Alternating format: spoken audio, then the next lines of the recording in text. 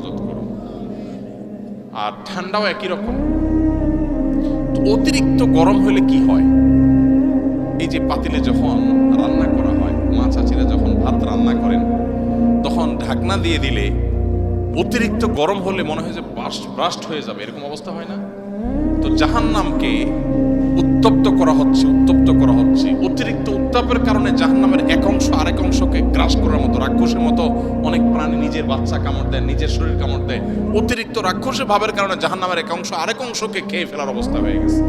তখন জাহান্নাম আল্লাহর কাছে বলেছে, জাহান্নামের ভাষা আল্লাহ বুঝেন, যে আল্লাহ আমার এক অংশ আরেক অংশকে খেয়ে ফেলছে। ফাআযিনা লাহা বিনাফাসাইন, নবীজি বলেছেন তখন আল্লাহ তাআলা জাহান্নামকে দুইটা নিঃশ্বাস ছাড়া সুযোগ দিয়েছেন।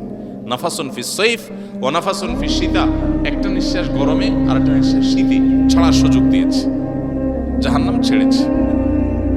ফাহুয়া আশাদ্দু মা তাজিদুনাহু মিনাল হার ওয়া আশাদ্দু মা তাজিদুনাহু মিনাজ জামহারির। দুনিয়াতে তোমরা যত গরম অনুভব করো, এটা জাহান্নামের গরমের তীব্রতা এর চেয়ে কত গুণ বেশি। যে ছোঁড়া ভাব যদি অবস্থা হয়, তাহলে মূল জাহান্নামের অবস্থা কি হবে? এই জন্য ভাইরা, গরমের তীব্রতা এবং এখন যে শীতের মৌসুম চলছে, বিশেষ করে এখন সারা দেশে কনকনে শীত শুরু হয়ে গেছে, উত্তরবঙ্গে পঞ্চগড়ের দিকে ভয়াবহ শীত শুরু হয়েছে।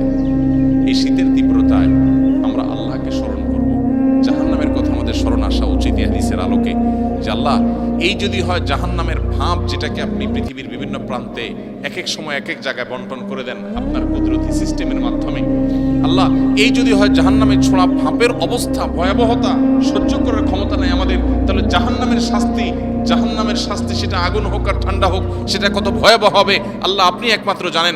এই জন্য এরকম তীব্রতায় ওরে মারে ওরে বাবারে না বলে আল্লাহর কাছে জাহান্নাম থেকে পানা চাইব।